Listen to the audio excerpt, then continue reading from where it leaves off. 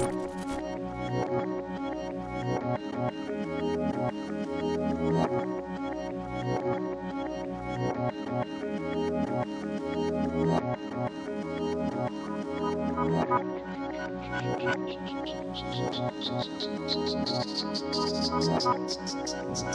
Nicolás, Hola, ¿cómo estás? hola, ¿qué tal? Hola Buenas, Michi. buenas. Nos está saliendo mejor Oli, esto ya, ¿eh? Entramos casi todos al ¿viste? mismo tiempo. Ya, ahí vamos mejorando. Estamos on fire. Buenas. Buenas, buenas. Hola. Viste que llegas a Buenos Aires y Buenos Aires te baja como un yunque. Así que ya un poco estoy acá. Y hoy, bueno, yo acá del otro lado de la planeta, de la munda, me desperté así como siempre, Argentina. Te vas a dormir, Sudamérica. Te vas a dormir, crees que entendiste todo lo que pasaba, te despertás y tipo te cambiaron Tota. todas las preguntas. Está todo que arde. Bueno, y comencemos. A ver, yo creo que el primer tema, uno que por lo menos acá en Paraguay está haciendo así como que necesario. O sea, No hace es que 24 necesario, horas que estamos en esa. sí, hace 24 horas que estamos en esa. Yo creo que anoche fue una larga noche para muchas personas. No solamente para los que estuvieron ahí, digamos, sino que para mucha gente que estuvo así como que muy pendiente del tema, pero para dejar de crear suspenso, hablemos ya un poquito de ese tema y que tiene que ver con el tema de lo que sucedió en el Festival Yaumina en San Bernardino, acá cerquita de Asunción, Paraguay. ¿Nos querés comentar un poquito, Michi, más o menos así, ponernos en contexto y después empezamos a tirotear? Sí, bueno, para la gente que nos mira desde otros lugares de Sudamérica, Latinoamérica y del mundo, San Bernardino es la ciudad veraniega por excelencia y el anfiteatro de San Bernardino es un lugar donde se hacen conciertos multitudinarios, digamos, o sea, de miles de personas. La verdad que bastante poco COVID esta vez porque había de verdad muchísima gente. Las entradas estuvieron agotadas desde días antes. Era un festival súper esperado con varios artistas, qué sé yo, damas gratis y no sé, ese estilo de artistas súper conocidas de Paraguay y de otros países. Y estaba todo normal, digamos, hasta más o menos esta hora, el día de ayer, donde hay un tiroteo. Hay un tiroteo y se arma un caos, que lo cual también muestra, o sea, muestra que no había absolutamente ninguna preparación, fue un caos, las salidas, la seguridad, la emergencia, bueno, todo. Resulta que una persona entró armado al festival y aparentemente, o sea, toda la información disponible indica que era un ajuste de cuenta entre narcos, donde le estaban buscando a uno que terminó con 8 balazos de una. Murió absolutamente en el acto y hay otra segunda persona que se llamaba Cristina Aranda, que era una influencer, esposa de un futbolista, una chica súper querida, que recibe un balazo en la cabeza súper mal, o sea, un balazo que ella llegó en estado súper crítico. Además, en San Bernardino no había un hospital adecuado para tratarla, la tuvieron que trasladar a otra ciudad, además de eso. Y después hay como 6 personas, ahí corregime Nicolás, hay como otras 6 personas heridas, de las cuales en el transcurso del día de hoy se supo que al menos 2 tenían orden de captura internacional. Y una de ellas tenía una orden de captura internacional que alguien descuidadamente tocó algún botoncito y bajó la orden de captura del sistema. Entonces, hoy se dieron cuenta que esa persona era código rojo en la Interpol y la orden de captura, alguien tocó un botón sin querer y se bajó del sistema. O sea, ese es el nivel, digamos, de lo que pasó.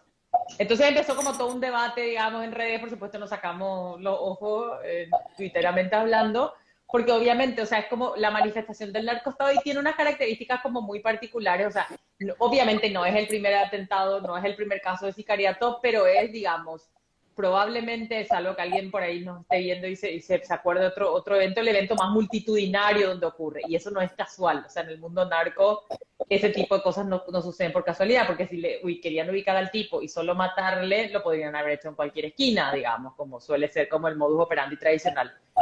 Pero esta vez lo hicieron en un concierto multitudinario con otras personas, digamos, a mí no me gusta llamarlo daños colaterales porque en realidad son vidas que se perdieron, gente inocente que pagó, pero o sea, victimizaron a otras personas también que no tenían absolutamente nada que ver.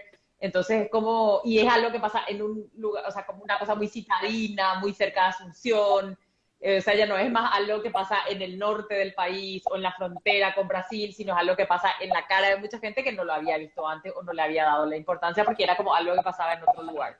Entonces ahora es como que a mucha gente le explota en la cara que vivimos en un narcoestado, básicamente. Entonces, mucha discusión sobre eso también, de cómo llegamos hasta aquí, ¿verdad? Un poco así. Es que de hecho, para complementar un poquito lo que dice Michi, hay diferentes razones por las cuales se dimensiona este hecho de una manera así muy, muy radical, digamos. O sea, tipo, es probablemente un suceso que marca algo, capaz un antes y un después en torno a la noción del narcoestado. Principalmente porque este fenómeno, o sea, este hecho, se da por primera vez a un... O sea, el evento Yaumina era un evento que se estaba dando en San Bernardino, que es como que la ciudad veraniega, más como que la central, digamos, la ciudad veraniega central, y en especial para como que la clase media alta, afuncena, por así decirlo, está acá cerquita de Asunción. Y hace mucho, o sea, tipo, es como que el paradigma del lugar donde se van los chetos a farrear, por así decirlo, a farrear en verano, a veranear. El punto es que este evento era un evento muy, o sea, bastante multitudinario, bastante, o sea, tipo, no era un festival cualquiera, digamos, estaba organizado por una empresa que es como que se caracteriza, que es la que le va a traer a Bad Bunny, que es la que le trajo a millones de artistas, que creo, o sea, que está organizando el Asunciónico, que ya probablemente se basta, el Reciclar, o sea, es como que una organización muy importante que, dicho sea paso, el director de esta organización es de una familia heredera de la dictadura. Entonces se ha posicionado en cuantas cosas ha sucedido de una manera bastante rancia, digamos. Claro. Entonces es así como que llama mucho la atención. Y anotaría al costadito de eso que el abogado que estuvo hablando en nombre de la empresa al día de hoy con los medios es el abogado de Cartes. O sea, ahí hay como una serie de casualidades, entre comillas, que son súper complejas, ¿verdad? Que nos muestran. Cartes, para aclarar, es el expresidente paraguayo, el anterior a esta gestión, que también está siendo investigado no solamente por contrabando, sino por narcotráfico por Estados Unidos, ¿no es cierto? Y por Brasil, y por Panamá. Sí, creo que Panamá también pidió información sobre él, o sea, está ahí. Y este es el que es el mayor traficante de cigarrillos, que cada tanto Brasil le tenía que llevarle el ejército a la frontera para que le deje de pasar camiones porque estaba llenando porque es el dueño de las tabacaleras, ¿no? Exacto. Es el dueño de Tabesa, sí. Es un pesado. Una recomendación que las conocí por ustedes, para todos les no paraguayos, Paraguay, Droga y Banana, que yo conocí mucho más del narco en Paraguay, gracias a ese docu que ustedes me recomendaron. Muy oportuno. Sí, tenemos el link. No para un sábado a la noche, No cuando están muy abajo, no la vean. Miedo. Pero No. explica mucho. No. Y esto, o sea, esto lo que muestra además es que hay cuestiones vinculadas al narcotráfico y el poder ya desde la dictadura. O sea, estamos hablando de antes del 89. Y eso claramente está cada vez más asentado en el poder, digamos. Y entonces, hoy, para alguna gente le explota en la cara, digamos, pero para muchas y muchas que lo venimos viendo hace un tiempo ya, no es algo que... Pero es cierto que las características del hecho de ayer son muy particulares y son muy desesperantes también, digamos.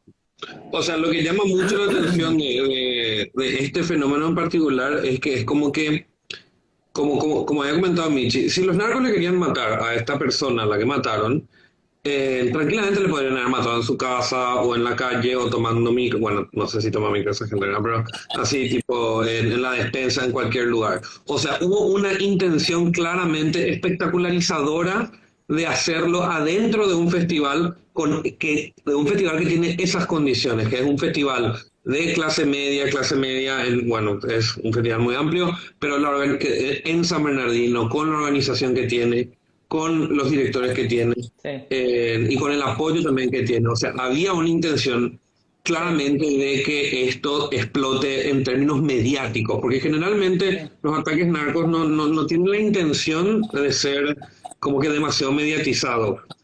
Todo lo contrario, de hecho. Sin embargo, este fue en el VIP de un concierto específico que tiene ciertas coordenadas en su identidad que tienen como que llaman mucho la atención.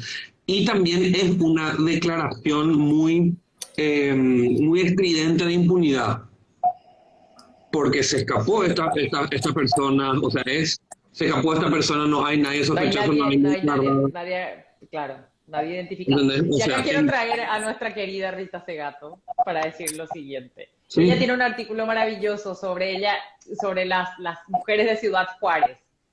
Y en ese artículo, ella lo que dice, sí, esto acá claramente hay violencia de género, sin lugar a dudas, pero ella decía también hay una comunicación de narcos con los cuerpos de las mujeres como medio de comunicación. Entonces lo que ella decía no es solamente lo que le hacen a las mujeres, es cómo le hacen, en qué momento le hacen y para qué le hacen y qué se quieren comunicar entre ellos haciendo lo que hacen. Entonces, trayéndola a Rita, que ya la perdonamos, podríamos decir un poco esto que decía Nicolás, mirándolo desde ahí, hay una intencionalidad de comunicación que probablemente para muchas de nosotras sea difícil todavía de descifrar, pero hay claramente una intencionalidad. Eso no es el azar de la vida, no es, solo le pudimos agarrar en el concierto para matarle. No, hay una comunicación en términos narcos que tiene alguna intención. Sí, y agregando, Michi, agregando eso que decís vos, hay un libro que es La guerra contra las mujeres, en donde ella desarrolla toda su experiencia de investigación en Ciudad Juárez, y está bueno después, cuando retomemos, ligándolo después, cómo ella analiza cómo los narcos avanzan sobre la precarización del Estado, ¿no? Digo, como ella analiza todo ese proceso y cómo en esos crímenes lo que el narco está diciendo es el territorio lo manejamos nosotros, ¿no? Como el territorio es nuestro, ¿no? Claro, es que también hay otro libro, Dios mío, qué leídas que somos, chicos. Este libro, Por favor. por favor. Este libro de Rita Segato, también que leía que somos en Rita Segato, ¿verdad? Hay un libro que se llama, específicamente, igual es cortito, es como que más una recopilación de artículos, que se llama La escritura en el cuerpo.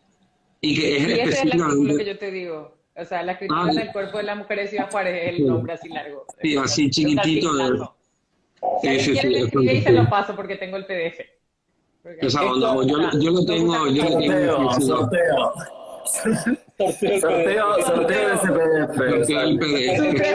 Sus tres últimos números de cédula si pueden dejar en los comentarios. El PDF de Michi, no cualquier PDF, marcado con los comentarios. Por favor.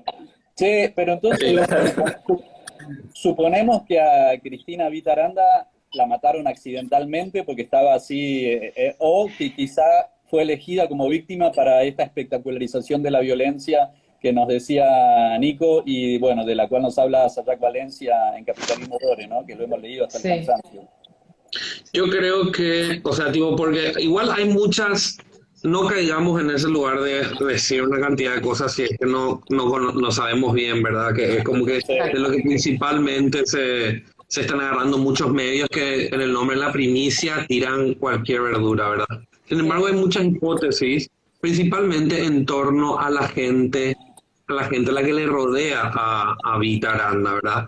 Que hay hipótesis de que es una venganza contra el marido, de que el papá, de que no sé qué cosa, del papá también, que el papá parece que tuvo vínculos con no sé quién cosa, que era comisario, o sea, las teorías están, yo nomás no quiero replicar de balde. El punto es que si es que eso se confirma, estamos claramente frente a un caso de lo que expone Rita Segato, que es justamente tipo, yo escribo en el cuerpo de la mujer mi venganza en contra del hombre, porque la mujer es ese lugar, ese cuerpo donde yo escribo la violencia que es para vos. Claro. Es como que para ponerlo más así tipo, porque también es muy particular y nos llama mucho la atención este caso en particular. Sí, esa Bueno, lo quiero decir liga que también. tenemos una persona que quiere el PDF, que dejó sus tres últimos. Bueno. Te queremos. Te vamos a mandar igual el PDF por ser la primera. Igual te vamos a mandar el PDF.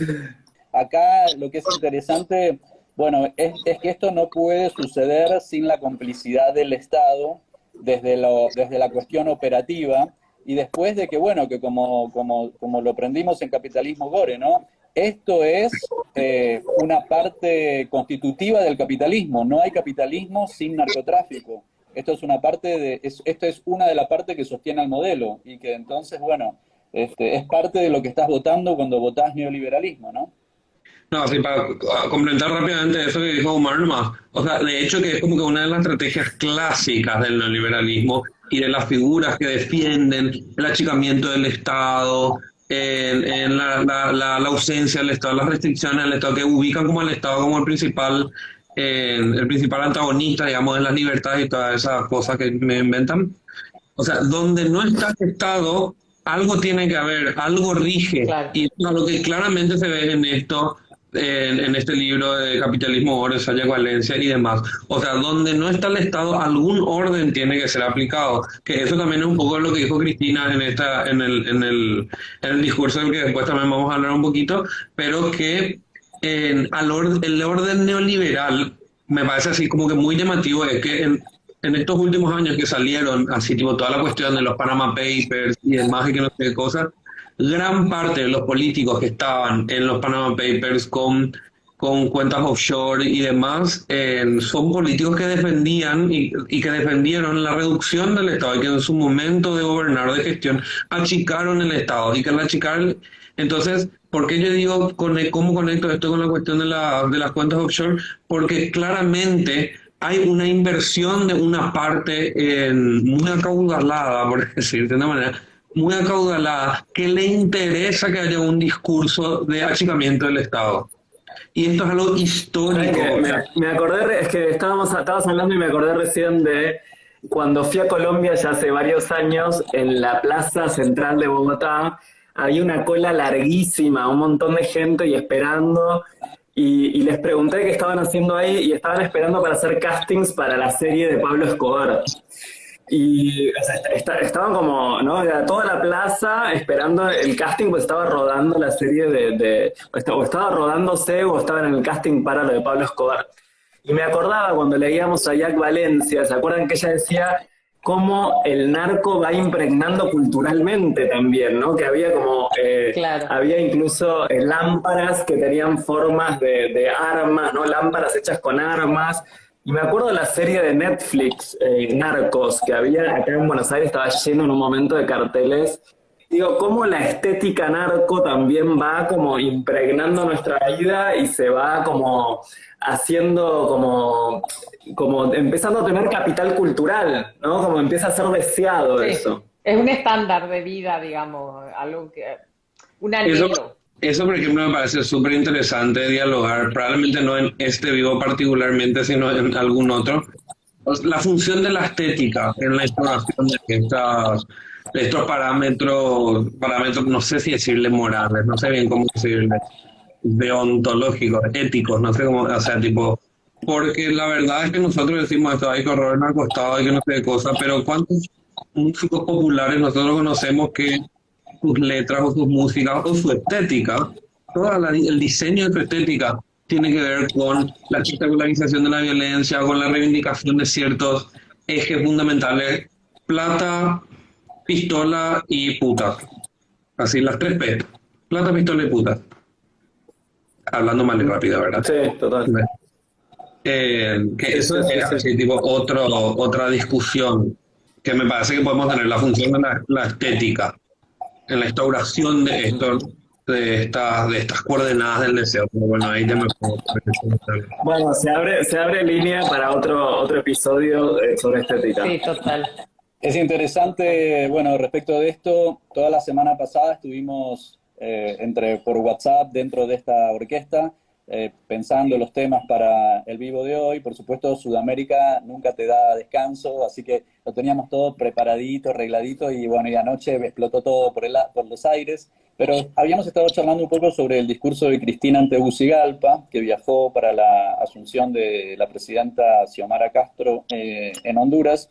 Y es interesante, bueno, extrapolando a esto que estamos hablando del narcoestado y de la espectacularización de la violencia y todo lo de Sayak Valencia, que Cristina en un momento hace referencia a la caída del muro de Berlín y cómo a partir de ese momento ciertos sectores de derecha quisieron decir que a partir de ahí es el fin de la historia y que el modelo vencedor es el neoliberalismo. Y entonces, bueno, pasa este paradigma, digamos, de la derecha de retirarse de la salud y de la educación de los pueblos y de achicar el Estado. Incluso hace un guiño ahora a los libertarios, que dice que algunos hasta quieren privatizar el Estado o que el Estado desaparezca, que no haya más Estados, ¿no? Y entonces, bueno, dice que ya no se llevan más militares a la Escuela de las Américas, como era el caso de Argentina, o a esa escuela que había en Kansas, como fue el caso de Indonesia y de Brasil, sino que, bueno, ahora solamente hay que conseguir jueces y foros que financian estos congresos, estas conferencias y van por golpes judiciales con estos mismos financiadores, ¿no? Entonces, ir instalando, por ejemplo, acá lo que ustedes dicen, ¿no? De el Ministerio de Seguridad, alguien del Ministerio de Seguridad, alguien que tiene el nivel suficiente, digamos, para poder haber tecleado esa tecla para que deje de estar buscado por Interpol esa persona, ¿no? Porque no es una persona que se estaba encargando de mantenimiento, no sé, de sistemas, ¿no? Esto es alguien que tiene ciertas autorizaciones a nivel senior, ¿no? Y Cristina relaciona este avance, digamos, de estas políticas neoliberales con cosas que nos están directamente atacando por todos los frentes, que dice, bueno, el cambio climático tiene que ver con esto, está relacionado con el achicamiento del Estado propuesto por el neoliberalismo, y bueno, y vemos lo que está pasando en Brasil y lo que está pasando en Paraguay con la deforestación, que ya parece que ya pasamos del límite de ya no hay retorno, cuando Bolsonaro dice no quiero que haya más tierra en manos de indios si no la están cultivando, trabajando, es decir, con una ignorancia absoluta de lo que es el concepto del territorio para los pueblos originarios. Y bueno, y cómo ella relaciona el avance del narco con las políticas de ajuste del Fondo Monetario Internacional. No lo dice, no menciona el FMI, esto es otra clave muy interesante del discurso, porque esto pasa días antes de que su hijo Máximo renuncie, ¿no? La renuncia de la que vamos a hablar seguramente la semana que viene o ahora un poquito más tarde, pero bueno, ella dice que las políticas de ajuste son una consecuencia directa del neoliberalismo, que son una consecuencia directa de apertura del narco, que bueno, que esto ya lo sabíamos desde Sayak Valencia y desde antes también, ¿no? Y también se refiere a los bancos de las grandes potencias, dice ella, que dejen de lavar la plata de los narcos, ¿no? Entonces, básicamente tampoco nunca dice el nombre Estados Unidos, pero refiere a Estados Unidos todo el tiempo en el discurso, y nunca dice el nombre Fondo Monetario Internacional, pero lo refiere todo el tiempo. Nos está diciendo que estas políticas neoliberales, con el acuerdo del FMI y con las entidades financieras de Estados Unidos, son las que llevan al avance del Estado narco, ¿no? Entonces, es interesante ver que cuando estas potencias capitalistas del norte económico salen a tratar a decir que quieren imponer la democracia en todo el mundo, en realidad a estos países que liberan les dejan una democracia lado B, que es este capitalismo de amigos, que tiene que ver con que no es una democracia de la misma calidad o con el mismo objetivo de las democracias de los países centrales, ¿no? Bueno, retomando un poco esto que decías, primero a mí me parecía muy interesante, vieron que es muy simbólico que haya sido en Honduras ese discurso, ¿no? Porque Honduras fue el primer país en 2009 en el cual se hizo el golpe de Estado a Zelaya, el ex marido de, no sé si marido, creo que actual marido de Xiomara Castro. Y fue el primero de toda la serie, que después siguió con Lugo en Paraguay, que después estuvo el intento en Ecuador, bueno, toda la serie de intentos de golpes de distinto estilo, blandos, judiciales, mediáticos, algunos más explícitos y no. Pero también Honduras fue el primer país en el cual se dio toda la serie de golpes en los años 70 en la región. O sea, los pueblos siempre vuelven y los imperios siempre vuelven también, digamos. Entonces es muy significativo que ese discurso haya sido en Honduras y también como para contextualizarlo, ese discurso se da que es hace 5 días, el 26 de enero, y el primero, mañana martes, perdón, va a haber una marcha en contra de la Corte Suprema de Justicia en Argentina. Y una de las cosas que dice Cristina en ese discurso es la denuncia del lawfare, ¿no? Digo, es re fuerte ese discurso porque ahí está Lugo, ¿no? Lo refiere a Fernando Lugo en un momento, la refiere también a Dilma. Bueno, estaban todes para la asunción de Xiomara Castro.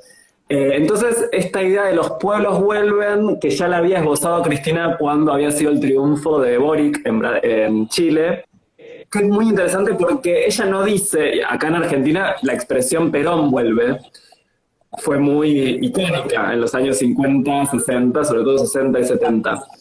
Pero ella dice los pueblos vuelven, no un dirigente, ¿no? Ella dice los pueblos vuelven siempre. Es interesante, ¿no? Esa categoría de pueblo que no es lo mismo que clase, que no es lo mismo que masa, que no es lo mismo que multitud. Que ella dice en un momento es una categoría de pensamiento político latinoamericana, ¿no? Se pregunta, dice, la idea de los pueblos, del pueblo, es una categoría universal, y ella dice, bueno, es una categoría latinoamericana, quizás en otras latitudes no se puede entender la idea de lo que implica para la política latinoamericana la idea de pueblo, y por eso nos tildan de populismos, ¿no? Es la forma en la que despectivamente se habla de las experiencias basadas en el sujeto pueblo, que no es el sujeto clase social, que no es la multitud. Y ahí es re interesante, me parece, esa parte del discurso de Cristina, porque el pueblo no tiene que ver con una esencia, no es la esencia del pueblo. El pueblo es una historia compartida, y ella cuenta cuál es la historia compartida de todos los pueblos latinoamericanos. Haber pasado por el colonialismo, haber pasado por el sojuzgamiento de Estados Unidos, haber pasado por todas esas cosas. El trazado de nuestra identidad está teñido de todo eso, ¿no? Y ella va haciendo como ese recorrido. Y yo agregaría una cosa simplemente por ahí para que la retomemos la semana que viene.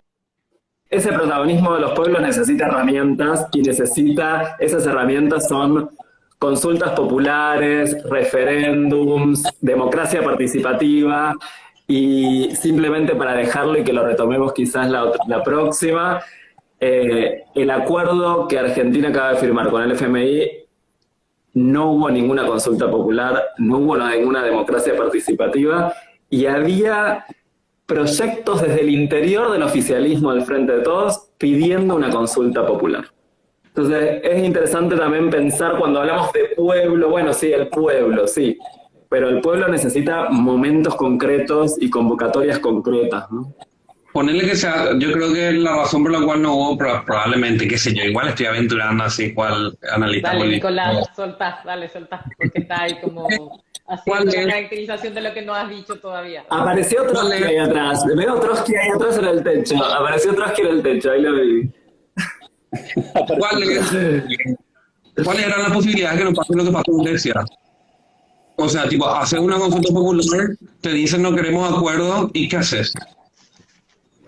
Y ahí podemos discutir una cantidad de cosas sobre lo que se puede hacer con el acuerdo, pero lo más probable es que eran muy conscientes de que si llamaban a una consulta popular, la gente iba a entrar a votar en contra de cualquier acuerdo. ¿Y qué hace Alberto? O sea, Cristina le puso ahí básicamente para que haga un acuerdo y no ensuciarse ella, jaja. Pero en cualquier caso hubiera sido un desastre, porque si le decían que no, porque no, y se le decían que sí, porque sí. O sea, cualquiera de las dos cosas hubiera salido mal, digamos. Pero probablemente le iban a decir que no. O sea, yo creo que un referéndum popular de hay que pagar o no la deuda. Pero hay un comentario que es interesante, acá, ¿eh? De Henry. Argentina tiene mucho margen de maniobra en Grecia solo tiene el turismo. Yo estoy absolutamente de acuerdo con eso. Empezando, tiene más margen de maniobra, empezando porque tiene autonomía en su moneda. Grecia tiene el euro. Bueno, Argentina tiene el peso. Más margen ¿Para pagar la deuda o para no pagarla? Esa es mi Para no pregunta. pagarla, entiendo, Henry, ¿verdad? Argentina tiene un lugar en la economía mundial más importante de la que tiene Grecia, digamos. Pero a lo que voy es que más, o sea, tipo, ese margen le Para no habilita a pagar. poder rechazar la deuda o a pagar la deuda. Para no pagar sería, ¿verdad? Claro, para no pagarla. ¿Viste? Para no pagarla, claro, ahí dice, Claro. no sé si es Hernán, para no pagarla, claro. Antes de que nos metamos en una hipótesis de no pago, que yo no sé si es viable, si ni siquiera Néstor fue por el no pago. Néstor pagó y los chau, los Sí, yo también creo que no es su viable. casa, ¿no? Pero antes de meterse en esa hipótesis, que a mí me encanta, porque aparte podemos discutir de que esto es deuda odiosa, que es un concepto que Estados Unidos inventó para ayudar a Cuba a no pagar la deuda con España, porque es deuda que no fue tomada en interés del pueblo, así que hay doctrina estadounidense que dice que la deuda que no es tomada con el fin de beneficiar directamente al pueblo es una deuda que el pueblo no debe pagar. No me den leña con esto porque puedo hablar toda la noche, me encanta el tema. Pero Se va a cortar el vivo. Sí. algo que hablamos con el podcast con Ale Campos, con Rodri Reinal y con Vero Munch sobre las elecciones de medio término, que era interesante, era que hablamos de la opacidad con la que se estaban manejando las negociaciones con el fondo. En realidad no sabíamos nada de lo que estaba pasando, ¿no? Yo creo que señalaron eso bastante, les chiques, y eso puede tener que ver también. Yo creo que no es tanto un tema de pagar o no pagar, sino, bueno, me decís que esto no va a frenar el crecimiento, me decís que esto no va a traer ajuste, me decís que esto es sin desregulación laboral, pero bueno, yo quiero saberlo, o sea, que queremos saber, nos hubiera gustado saber más qué era lo que estaba pasando a medida que estaba pasando, ¿no? No, sí, la opacidad y la ambigüedad, porque yo me pregunto qué pasó desde el 1 de marzo de este año, del año pasado, en donde Alberto dijo que iba a hacer una querella criminal contra todos los que habían contraído la deuda, etcétera, y utilizar las palabras problema y solución para hablar de la deuda. Una cosa es decir que la deuda es un problema, que necesita una solución, y otra cosa es decir que la deuda fue una estafa que necesita ser investigada y juzgada. Son dos posiciones y dos lecturas, porque no digo el no pago, no digo el no pago, sino que digo la investigación a partir de la deuda. No digo el no pago, sino, bueno, que son dos posiciones, ¿no? Vecina. Y decir que la historia los va a juzgar, ¿no? No, la historia no, los tribunales los tienen que juzgar, no la historia. La historia. Sí, la historia los va a juzgar, no, o sea, yo creo que eso probablemente haya sido parte de la mecha que encendió todo lo que está pasando, ¿no? Cuando volvemos a una parte, me intrigó mucho Cristina en Tegucigalpa con el rosario colgado del cuello, ¿no? Así como tiene... Ay, no lo noté eso, no lo... Tiene una blusa dorada y el rosario de oro colgado del pecho, no sé, como que así tipo... Eso tiene que tener un metamensaje, se lo habrá regalado Francisco. Sí, todo, sí. Alguna cosa de esa. Nada, yo creo que, bueno... Es interesante esto que decías vos hace un momento, Ale, de los pueblos como protagonistas, ¿no? Y cómo empieza posicionándose ella como una protagonista de la historia latinoamericana. Cuando dice, bueno, Tegucigalpa, ahora sí me dejaron llegar, porque la OEA la había invitado a ella a ir en el avión que lo iba a llevar. Miguel Ángel Insulza la había invitado a ir en el avión cuando el presidente derrocado iba a volver a Honduras, que al final eso no se pudo hacer porque el dictador que estaba ocupando el cargo dijo que había orden de captura, que sé yo, en fin, se fue complicando, pero esta mujer estuvo donde se estaba cocinando la historia en el momento más peliagudo, ¿no? Se fueron a tratar de defender la democracia en Honduras. Y estaban con Fernando Lugo, y estaban con Dilma, y volaron a El Salvador, y habla de la entrañable solidaridad latinoamericana, que me parece que es interesante cómo se va construyendo ella, mientras dando el discurso, como verdadera testiga y protagonista de la historia que va sucediendo, ¿no? Y esto de los pueblos siempre vuelven como categoría de pensamiento latinoamericano. Me parece que es interesante esto y también la coyuntura, ¿no? Cuando ella dice, bueno, da el ejemplo del MAS, dice, Luis Arce en Bolivia asumió después del golpe de Estado a Evo, ¿no? Y pensamos esto que nos había dicho Vero Munt también, creo que en aquel podcast que hicimos de las elecciones de medio término, que si no hubieran estado Alberto Fernández en Argentina y AMLO en México, hoy Evo estaría muerto. Sí. Lo hubieran matado, ¿no? Pensemos también, cuando hablamos de neoliberalismo, hablamos de un proyecto que es un proyecto de muerte. O sea, estaba todo armado para matar al expresidente de Bolivia, para matar al presidente de Bolivia. Tenemos todas las críticas que tenemos contra Evo, pero bueno, no lo vamos a volver a votar, pero de ahí a matarlo es un camino que me parece que Claro. es importante ponerlo en el centro, ¿no? Cuando se discuten estas cuestiones. Sí, es tan importante eso como resaltar que, está bien, en Bolivia hubo un golpe, ¿no? Pero la que protagonizó, o la que terminó siendo presidenta tras ese golpe, hoy está tras las rejas, ¿no? Digo, hoy está presa. Acá, insisto, ¿no? Mañana va a haber una marcha en torno a contra la Corte Suprema. Acá, que no hubo un golpe, Perdón, ahí pero sí hubo una... ¿le puedes explicar después en un paréntesis por qué la marcha de mañana? No tengo claro esa parte. Sí. ¿Por qué una marcha de la Corte Suprema que Acá, se organiza? ¿Con qué objetivo? acá nadie está pagando, digamos, por todas las estafas que hubo durante 4 años, sobre todo la deuda, ¿no? Y no solo eso, sino que hay personas icónicas que están presas, que siguen presas y que la justicia no las libera, como Milagros Sala. Bueno, pareciera a uno y otro lado de la frontera de La Quiaca y Villazón que en Bolivia se están tomando medidas judiciales bastante más acordes con lo que pasó que acá en Argentina, en donde incluso en un gobierno peronista, peronistas están presos y presas. Y la marcha de mañana, sobre todo, la convoca sectores del kirchnerismo, pero también sectores de la justicia. Uno de los que se calzó esa convocatoria es el juez Ramos Padilla, que es un juez que está llevando una de las causas más importantes en torno a la complicidad entre sectores de servicios de inteligencias, medios de comunicación y la justicia para armar causas judiciales y perseguir opositores. Es uno de los principales convocantes, digamos. Y mañana, perdón, a mí no me quedó tan claro. Mañana, entonces, la marcha mañana, ¿quiénes específicamente convocan? ¿Cuáles son los sectores que convocan la marcha mañana?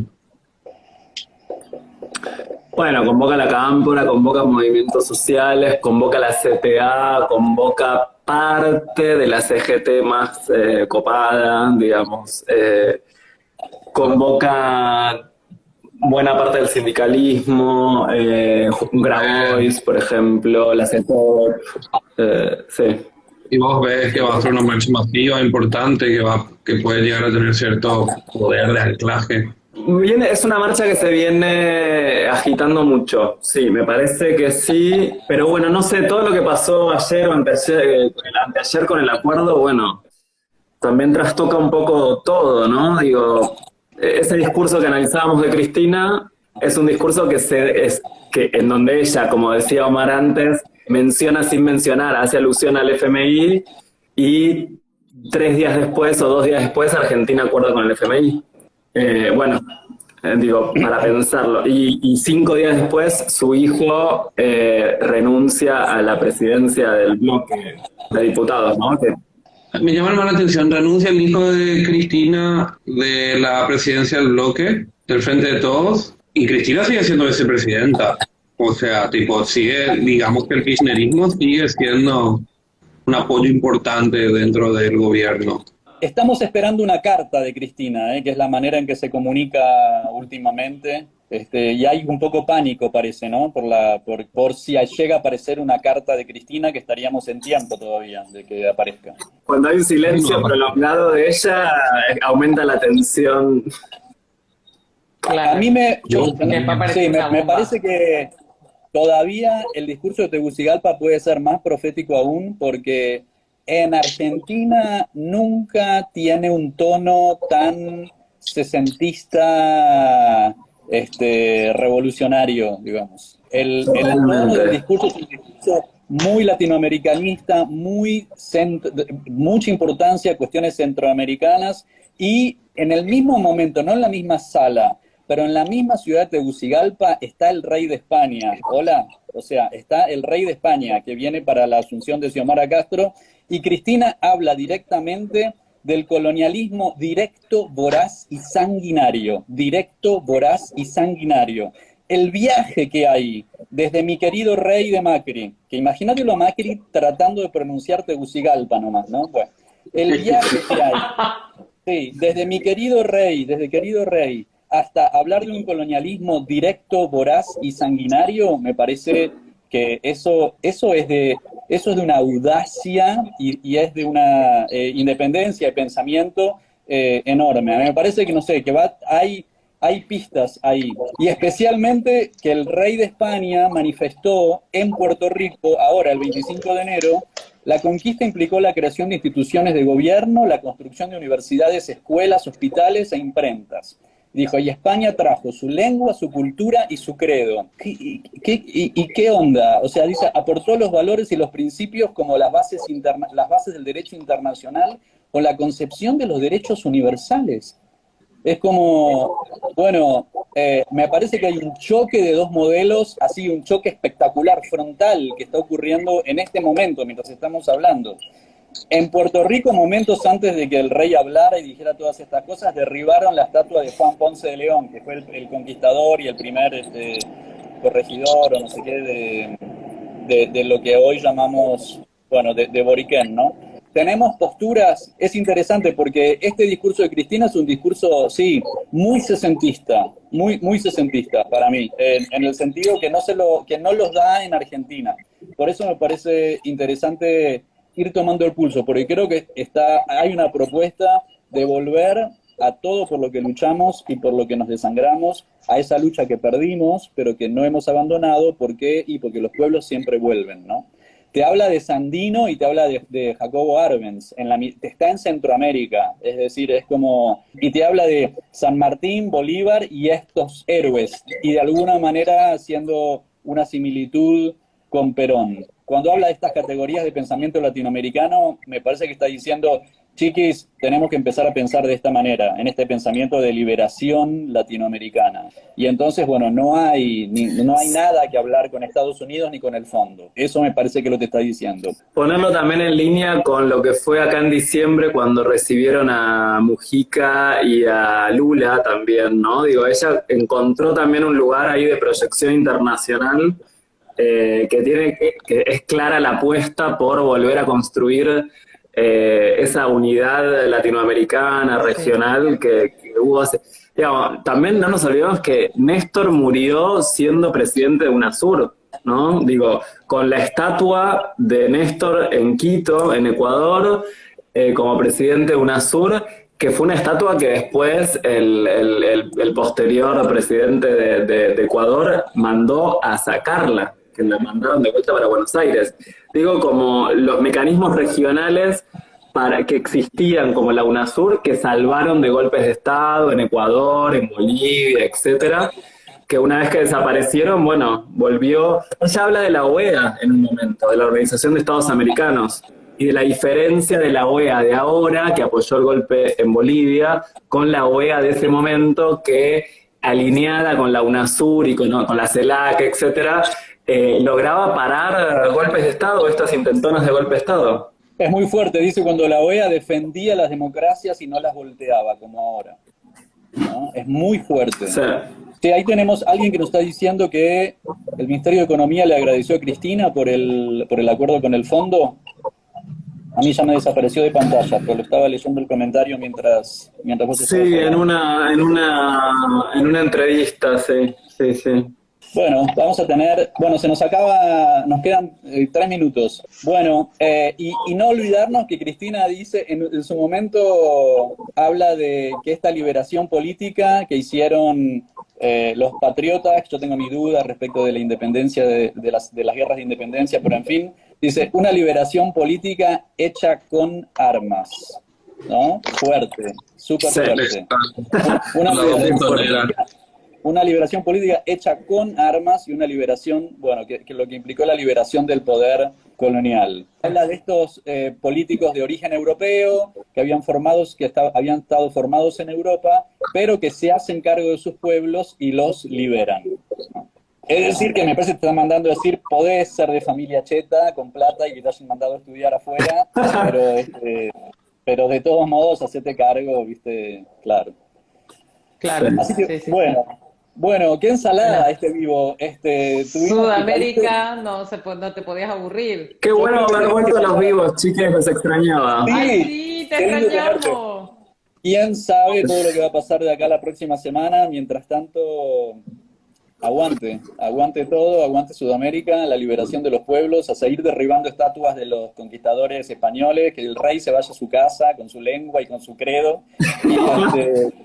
Sí, por favor, nos dejen de romper las pelotas. Y bueno, ¿y qué más? Nico, ¿tenemos algún anuncio para la semana que viene? Creo que no hay ningún... O sí, no sé. Temario. ¿Qué temas propone el público para la semana que viene? A ver si el público propone un tema para la semana que Vamos a viene. pedir a la Sí, audiencia que- pongámosle sticker de preguntas en el Instagram.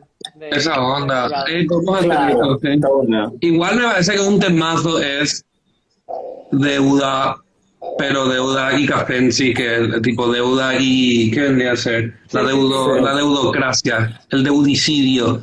Vamos a El ver deudicidio. y veamos qué pasa con el narcoestado y con este crimen. Sí, horroroso, vamos a ver. Que seguramente vamos a tener un poco más de info. Habrán actualizaciones. Bueno, orquesta, hoy así, directo, así sin ensayar, nos mandamos. Increíble como tocamos. Sí. Increíble como todo, sí, maravilloso.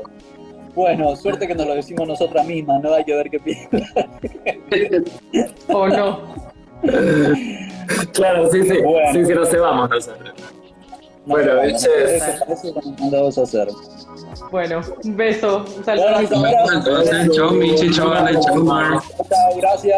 Buen lunes. Nos vemos el lunes.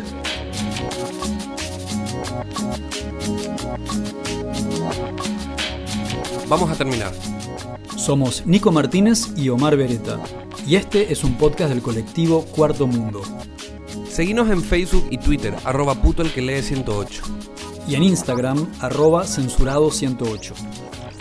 La cortina musical de nuestro programa es el tema Zona Roja de Mnesis. Agradecemos especialmente a Octavio Linares, responsable de nuestra tecnología en sonido.